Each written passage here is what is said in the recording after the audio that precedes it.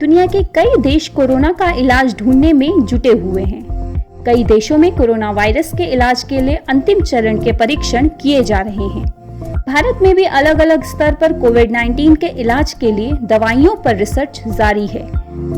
लेकिन यदि देखा जाए तो भारत के प्राचीन पद्धतियों में शुमार रहा आयुर्वेद कोरोना काल में संजीवनी बनकर सामने आया है।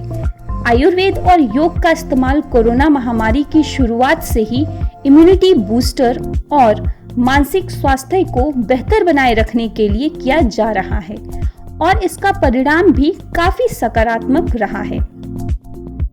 इसी बीच स्वास्थ्य मंत्रालय ने देश में कोरोना के इलाज के लिए देश में आयुर्वेद और योग जैसी भारत की प्राचीन पद्धतियों को मंजूरी दे दी है। ऐसा पहली बार हुआ है जब स्वास्थ्य मंत्रालय ने आयुर्वेद और योग को किसी महामारी के इलाज के लिए आधिकारिक रूप से मान्यता दी है। अभी तक आयुर्वेदिक डॉक्टर ही स्वयं के अनुभव के आधार पर आयुर्वेदिक फॉर्मूलों से मरीजों का इलाज कर रहे थे। ऐसे में कई बार आयुर्वेद और योग को लेकर लोगों में गलत धारणाएं भी विकसित हुई हैं। स्वास्थ्य मंत्रालय ने देश में आयुर्वेद और योग जैसी पद्धतियों के जरिए कोरोना पॉजिटिव मरीजों के इलाज को लेकर एक गाइडलाइंस और प्रोटोकॉल भी जारी किया है। स्वास्थ्य मंत्रालय ने अपनी गाइडलाइंस में बताया है कि कोरोना के शुरुआती या हल्के लक्षणों के दौरान इन आयुर्वेद और योग पद्धतियों का इस्तेमाल किया जा सकता है। हालांकि स्वास्थ्य मंत्रालय की इस गाइडलाइन में गंभीर स्थिति के दौरान कोरोना के मरीजों को एलोपैथिक इलाज के लिए ही सलाह दी गई है।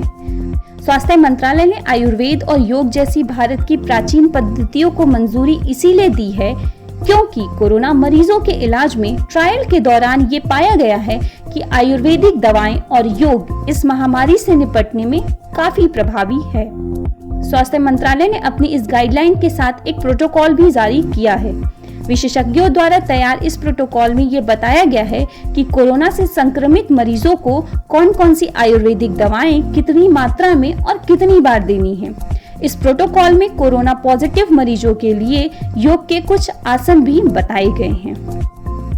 कई लोगों का मानना है कि इस गाइडलाइन के बाद भारत के सभी आयुर्वेदिक अस्पतालों में कोरोना मरीजों का एक समान प्रमाणिक इलाज सुलभ हो सकेगा। साथ ही आयुर्वेदिक डॉक्टर किसी भी अब कोरोना से संक्रमित मरीजों को शुरुआती स्तर पर देखभाल कर सकते हैं। इन सब के अलावा स्वास्थ्य मंत्रालय द्वारा जारी इस प्रोटोकॉल की मदद से लोग खुद भी अब बाजार में मौजूद आयुर्वेदिक दवाओं का इस्तेमाल कर सकते हैं। सबसे बड़ी बात यह है कि बाजार में सामान्य रूप से उपलब्ध आयुर्वेदिक दवाओं को मरीज खुद भी प्रोटोकॉल के मुताबिक इस्तेमाल कर सकता है। हाशिए पर पड़ी देश की प्राचीन स्वास्थ्य पद्धतियों ने ऐसे मुश्किल समय में देश का साथ दिया है जब दुनिया के और मुल्क कोरोना की वैक्सीन आने की राह देख रहे हैं। देश की प्राचीन पद्धतियों को लेकर फैली गलत धारणाएं स्वास्थ्य मंत्रालय के इस कदम के बाद काफी कम होंगी।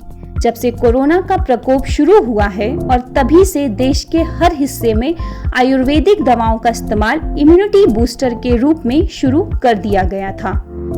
आयुर्वेद की ये दवाएं काफी सफल भी रही हैं। पंजाब, दिल्ली, कर्नाटक और तमिलनाडु जैसे राज्य सरकारें इसे अपने यहाँ मुफ्त में इम्यूनिटी बूस्टर के लिए बांट रही हैं। मौजूदा समय में देखा जाए तो दुनिया भर में कोरोना संक्रमितों की संख्या तेजी से बढ़ रही है।